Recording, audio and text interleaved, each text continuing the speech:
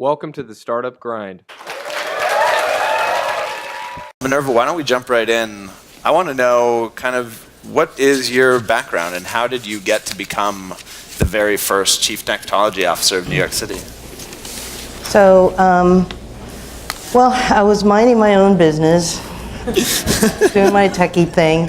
I started a software company when I was still a junior in college, and sold that 5 years later in Silicon Valley to Computer Associates, so 1985 to 1990. Yes, you heard it right, 1985.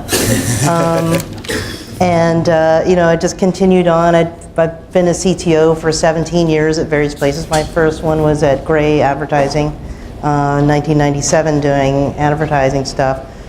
And then did senior product manager at Palm. So for those of you who remember those devices, they were really the very first handhelds. We put radios in them and thought, hey, these could maybe even be like little computers, as opposed to just personal digital assistants. And then spent the next 10 years as Chief Technology Officer in various financial services companies. And then I got this email after giving a speech called Everything You Never Wanted to Know About Being an APAC CTO. I got an email that said, we're from the search committee for the CTO of New York. And I thought it was like some kind of spam joke or something. Showed it to my friend and I'm like, wow, that looks like a legitimate email address. So I responded and said, sure, and had a few interviews in City Hall, and here I am. I think what it's my very first public sector job, government job. I've been in private, technology jobs for 30 years, and it's amazing. It was probably the best decision of my life. Really using all of my skills and all of my abilities to provide, technology strategy and have a tremendous impact. It's just an incredible opportunity. So, I never thought in a million years I'd be a CTO of a city, but it's pretty awesome. Yeah, I mean, the idea of even having a CTO of a city seems like a pretty recent idea. But before we get into even any of the CTO stuff, a lot of what we talk about on the Startup Grind stage is really about the struggles that a lot of business creators have faced. I want to know, are there any particular stories of struggle or failure that stand out to you over your career prior to becoming CTO? Yeah, I mean, this is why Startup Grind and, other startup founders are very near and dear to my heart. Of course, I started an artificial intelligence software company in the mid-'80s, long before it was sort of a thing. And but I remember most about just being young and a woman in Silicon Valley and trying to be taken seriously.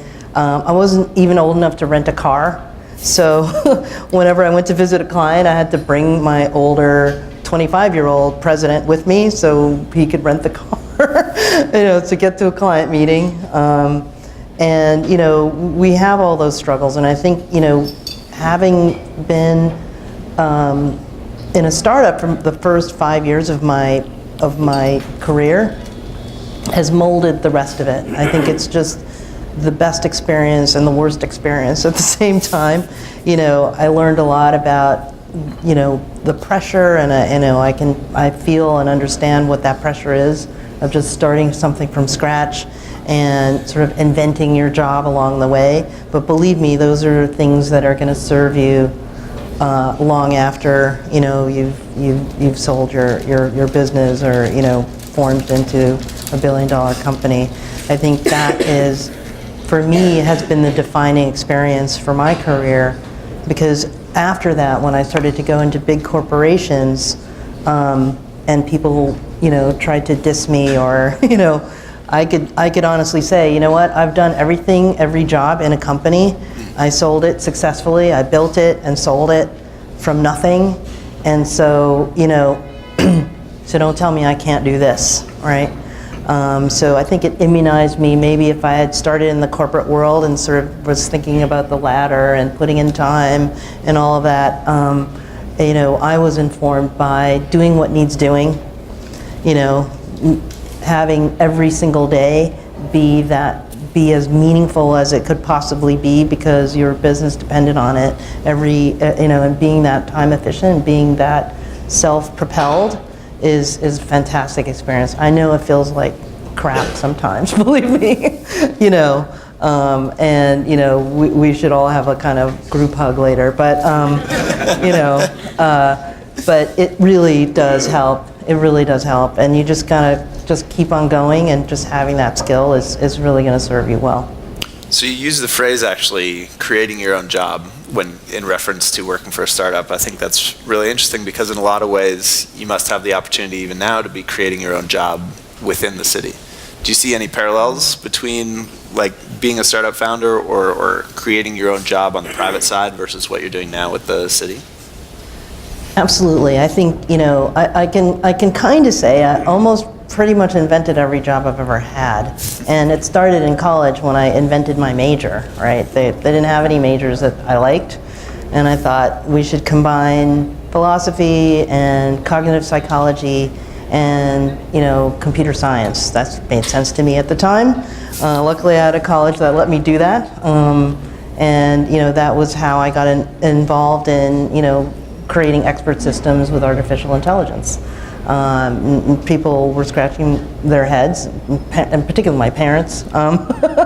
They're okay with it now, by the way. They're fine. But at the time, they're like, "What? You were going to be a doctor, And so I think being the first of anything is a fantastic opportunity. I mean, I actually do seek out firsts, and even today, I try to do things that I personally haven't done, even if it's not the first in the world. That if I personally haven't done something, I will do it as an exercise.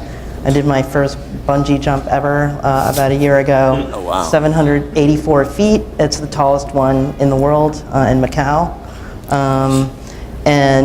Just like trying stuff out for the first time keeps you fresh and interesting, and thinking of new ways to do things. And questioning the status quo, questioning reality or the perceptions of reality is a great way to go. And with the CTO role, having that inaugural role is a tremendous privilege because we get to make up what it is, and we look to see what we need, and then we create it. And we are a little startup inside City Hall. We've purposely chosen people who have that same kind of ability to create from nothing and do amazing, fantastic things. So you've been the CTO of New York City for roughly 6 months now. I think you might have started in September, maybe a little more than 6 months. But what are you proud of so far? Just in that short period of time that you've been in the role. What are you really excited about having accomplished?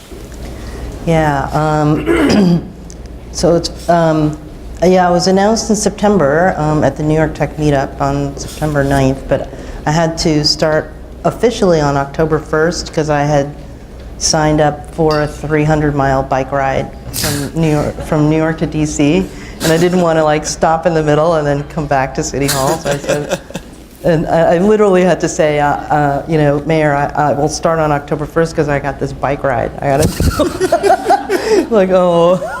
this is how it's going to be, right?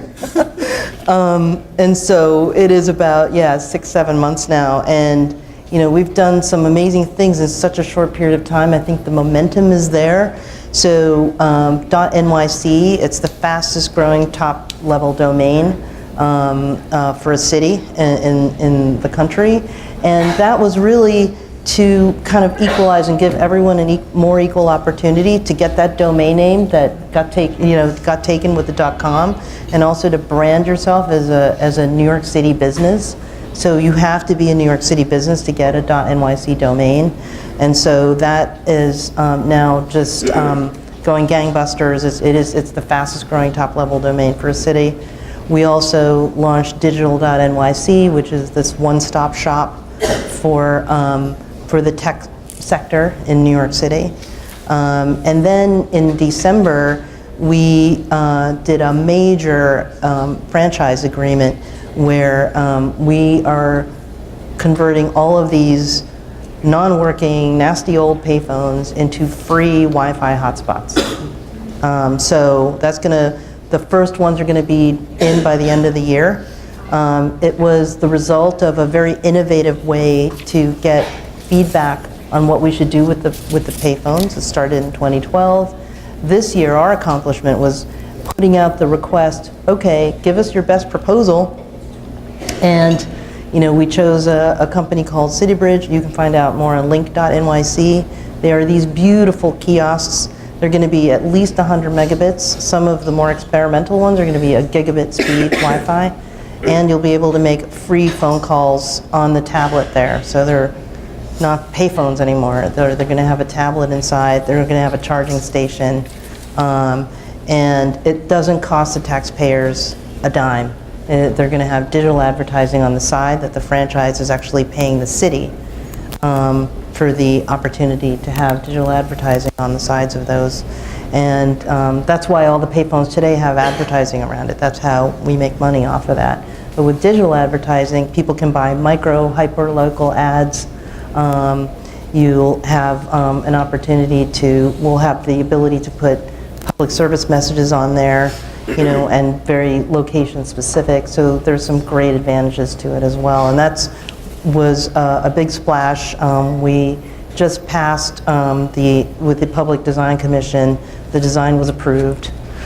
So it looks like we're going to start putting in these hotspots at the end of the year. That is lightning speed in government world, by the way, just so you know. And then this week, I don't know if any of you caught the Mayor Bill de Blasio's speech at TechCrunch. That was a really proud moment for me. I was in the green room, and he talked about our citywide tech strategy, and that was really the result of tying together all of the tech things the city is doing along the lines of workforce development, helping grow that talent, improving access, giving people affordable or free and reliable internet access, and then also innovation, which is of course my main goal. Great.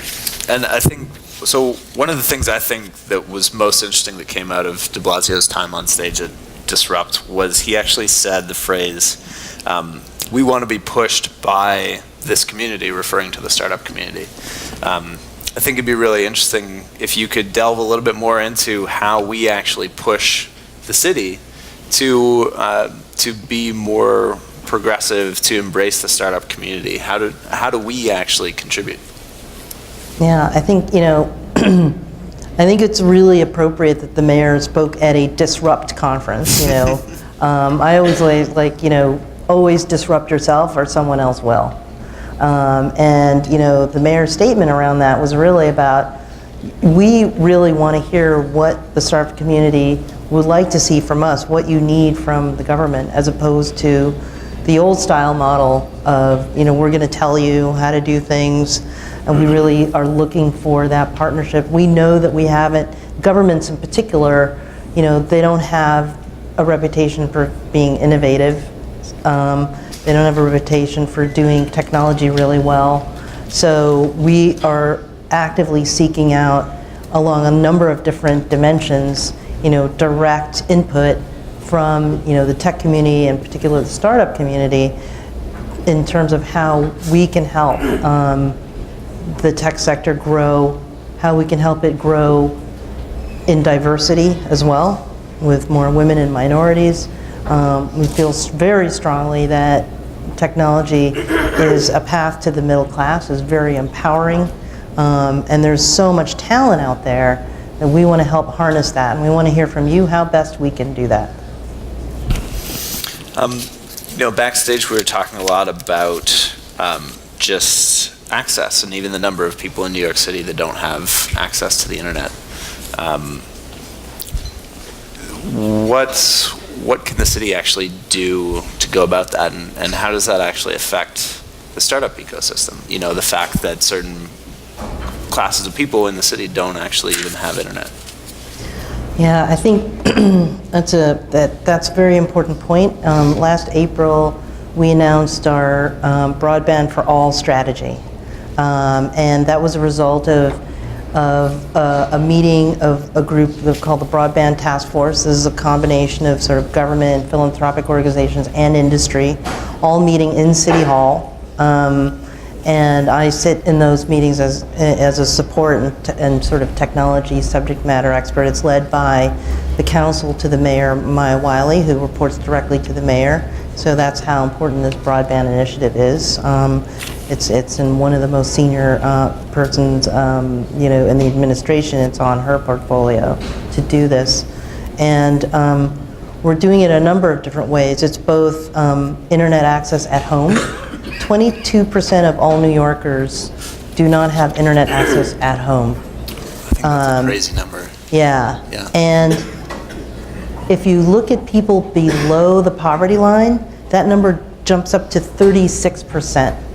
Because I mean, who doesn't want more affordable internet? I mean, you know, I think everyone wants that. And what it means today, I mean, this divide between the people that have internet access and don't, that digital divide, that's the pivotal issue of our modern age.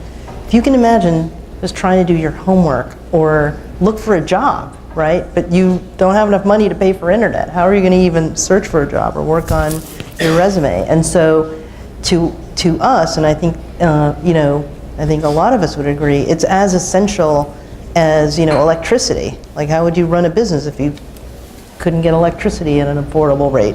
So I think it really is extremely important. So what we just announced this week is a total of $70 million, you know, earmarked just to provide resources to those programs. So I'm going to read this because I don't want to get it wrong. So at least $25 million will be used to create new wireless corridors, so areas of wireless where there isn't any. And that's going to be delivering free or low-cost service to 20,000 low-income households. Then Link NYC, which I talked about, that's going to be at least 1,500 of those free Wi-Fi hotspots are going to be in all 5 boroughs by the end of 2017. We're investing $7.5 million to create new or expand 5 more wireless corridors. And we're leveraging $1.6 million in state funds, because we are getting some state funds for broadband in and around industrial business zones to serve at least 500 businesses. So that's our target. So again, if you're doing a startup, you want that access to the internet. And if you can have it in more places, then you can have wireless access, maybe a place where there's cheaper rent and cheaper Wi-Fi, right? Then you can actually think about doing a startup in the far reaches of, you know, Rockaway or something like that. And that's how we're doing this, is the multi-pronged approach. That's great. Yeah, and I think I've generally seen in several different places talking about basically education, access, and innovation. And I know, in addition, the mayor was also talking about $80 million dedicated to CUNY education, and specifically technical education, right? Yeah, so far the number one thing that we hear when we talk to tech companies and startups is we need the talent. If you guys can deliver the talent, you know, the rest will come. And so it's really important for us to empower our educational institutions, both the public schools and the CUNY schools, with the ability to create high quality tech folks, or folks that can work in a tech company as a business analyst, or sort of those more design and non-technical roles as well. We're looking at we created the inaugural tech talent pipeline. which is a direct, it's $10 million directly training adults already earmarked for jobs that are available. So there's that direct link between the skills that a company needs and the programs that they're going to go through. So they go straight from the training program into a job. There's a great story of a single mom who was on welfare, went through one of the programs, and is now making $65K as a web developer at one of the tech companies here in New York. Awesome. We want more and more of those stories. And so, we also think that we're going to continue this by also starting them younger and getting folks who are in, say, the summer youth employment program and expose more of the kids who never even thought or dreamed that they could work in a tech company, and just expose them to it. Maybe it's just sort of, doing something very entry level, but just to see what it's like to be in a place like Pivotal here, and get to know what it's like to come in and work in an environment like this, which they would never get the opportunity to see otherwise. So super quick for the audience, and if you're just joining us online, you can tweet your questions to Minerva using the hashtag #StartupGrindNYC.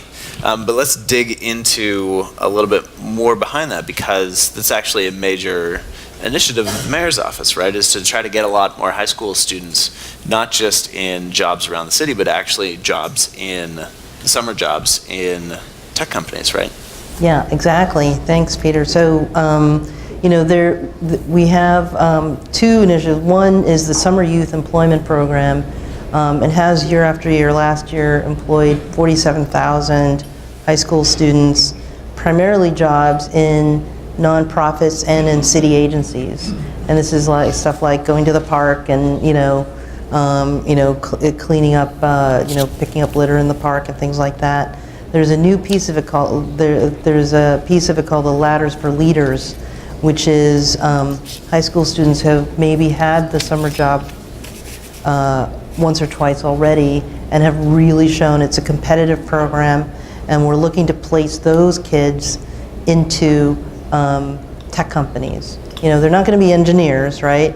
But it's that notion of exposure. So if you want to find out more about it, it's just nyc.gov/youth workforce. And you can find out more information. I'm really I'm calling on all my CIOs and CTO buddies,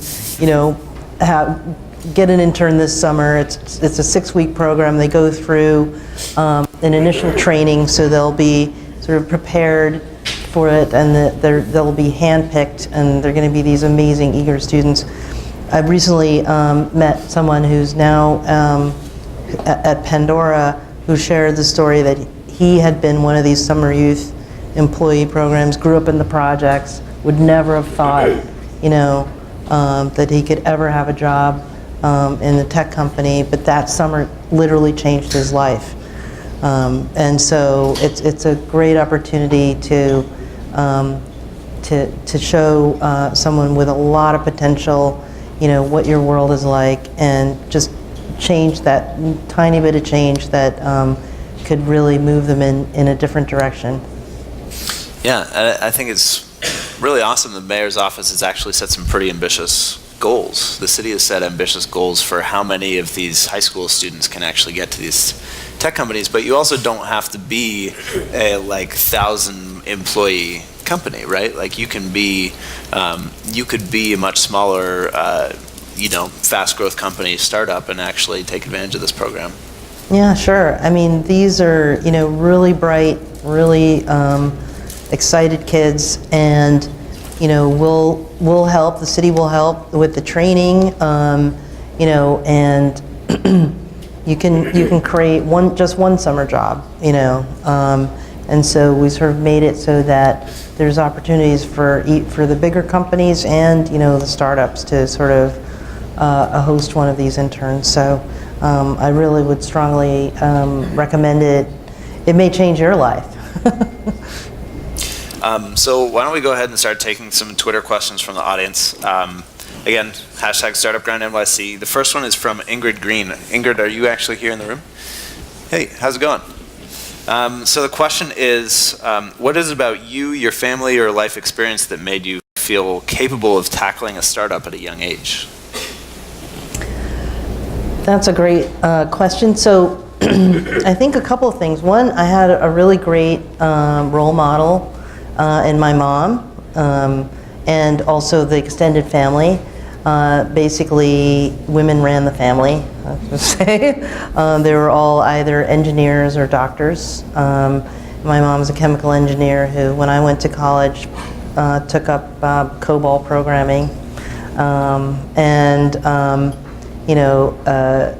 so it's so important to have those role models to help you along the way. I think I'm sort of also just, I think my naturally sort of contradictory manner was never really squelched. I was always questioning whatever was being proposed. I mean, I went to all New York City public high schools. I grew up in Flushing, Queens, and then I went to Bronx High School of Science, even though my parents thought that was too far away from Queens, and it was 2 hours. But, and they didn't want me to go. It was too far away, and it was like, how could you possibly want to travel an hour and a half each way to get to high school? High school's hard enough as it is. But they let me do it, and it was the right decision. So I think that's important. One of the things that I love most about my job is, especially when I talk to high school kids or kids in public school, and and then they understand that they are the future, that they could be the next CTO of New York City, or even better, than that. That's one of the best parts of my job, is trying to you can't be it if you don't see it. Yeah, that's a great phrase. So another question from the audience is from Jonathan Kreiner. Are you in the room here, Jonathan? How's it going? So his question is a really neat one, which I think is a pretty vast topic. How are you using government data to help New York? Yeah, well, New York City has a huge privilege. All the other cities' CTOs are jealous. We have the largest open data portal of the city, and we keep adding more and more data sets to it every day. We also have an incredible civic hacking community who loves to just dig in there. We can't produce APIs fast enough, and so we sort of also leave it to the citizen hackers to figure out what to do with all that data. But we're doing some pretty interesting things with it right now. We're looking at the data to help predict where we should put government services first, right? So, how can we most efficiently put, health centers or mental health centers, and look at those trends and try and use predictive analytics to prevent homelessness or prevent poverty, prevent crime. So this is sort of the way of the world now, where you can create a city that it's going to generate tons of data, and you can use that data to respond to it almost immediately. There's a really interesting blog called I Quant New York. Oh, also. yeah. That's really, really cool, and makes good use of all the data that the city's making publicly available. So question from Jason Wittet. Are you here in the room, Jason? Hey, Jason. So his question is, Minerva, how can startups navigate the challenging procurement process to offer innovative products and services to the city? So that is one of the top things on my mind right now, and I think where we can use a lot of your feedback is we are, we are looking at how can we make all 70 agencies of New York City easier to navigate. How can we make it user-centric, with either you as the citizen or you as the small business trying to get started? And how can we organize ourselves, not around how the agencies work, but how you need to interact with us? And it's a very complex process just to start a business, all the licenses you might need to get. So we actually have projects underway, and this is where I'd love a lot of your input, because especially startups, I'd like to know how we can make it easier for you, not only to start your company here in New York, but to do business with the city.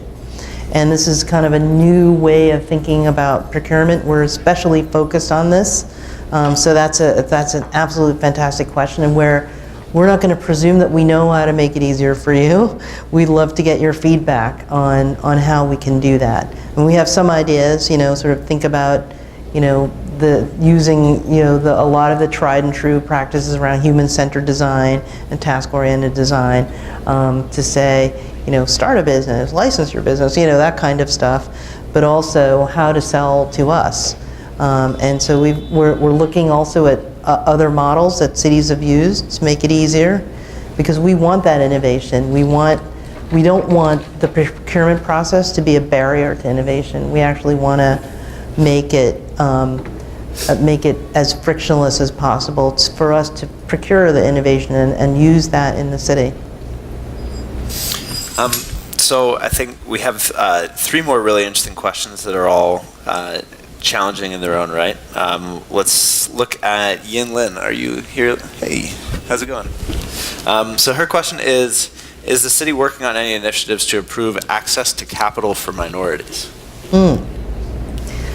That's, I would say yes. We're focused on a couple of different things. One, we definitely want more minority and women-owned businesses to be able to sell to the city. We actually think that having the city as a customer is a pretty good credential in terms of raising, more funds.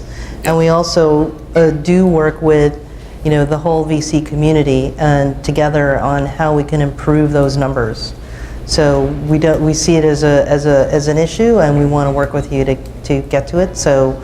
There's a number of programs either through the Economic Development Corporation where we have specific, things. We also are looking at, improving the numbers for VCs and generally promoting more funding for women and minority-owned businesses, for sure. Great. So another question from Jung Wan. Jung Wan, are you in the room? All right. Hey. So her question is, do you have plans to disrupt delivery of more traditional government services and programs via tech? Sure. So we talked about procurement, the government actually buying from startups. Do you have, all the services that the city's providing, do you have any thoughts on how to provide those more efficiently? Yeah, this speaks to sort of really the digital transformation of government itself. Right, because the government is yes, it's a bureaucracy, but it's a bureaucracy that delivers services. And so as we start to think of ourselves more as a service provider, as citizens more as customers, that's the direction that we're going with all of this. And we're looking at making all our sites mobile friendly. We're looking at delivering services electronically, doing things more online. As we do that, though, we don't want to disenfranchise the people who don't have internet access. So that's a key component of this, right? So if you start doing more stuff online, that leaves out those people who don't have internet access. So we're taking those two together. We can't transform and close that economic divide without closing that digital divide as well. So that's a really great question, and we are looking to really digitally transform, government itself. I think it's a trend not only in this city, but all over the world. And more lives are going to be transformed digitally in the same way that how we buy books today is different, how we listen to music and watch TV. That's going to happen with government, and we're actually trying to accelerate that. Awesome. Will Bancroft has an interesting question sitting in the back there. So his question is, who are some unsung heroes that inspire you the most, specifically in the New York City tech scene? Well, that's, that's an interesting question. I mean, to me, you guys are all my heroes. We have we have a lot of people toiling away, and we've got folks that are, pretty well known. We've got a lot of well-known, VCs as well. But I think a lot of the pioneers of Silicon Alley even for those companies that still aren't, aren't around, have created a whole ecosystem around them and spawned those companies. And then this generation of startups are going to spawn the next generation of startups. And so I think to me, everyone who has literally the guts to start their own company is a freaking hero. Just to wrap things up, Minerva, I know we've talked through a lot of different initiatives that the city has, but what are you most excited about for 2015? Yeah. Well, I would be remiss if I didn't mention the Mayor's Office of Tech and Innovation, my group, Call for Innovations. We're asking for ideas, policy ideas, technical ideas, proposals on how to expand broadband access in New York. The deadline is June 30th. The website is innovation.nyc. Should be easy to remember, innovation.nyc. And I'm super excited, what we're going to do. Last year was Link NYC. This year is innovation.nyc. I'm super excited to see what we're going to produce out of all our collective ideas and working together. Awesome. Well, thank you so much, Minerva, for joining us. We really appreciate it.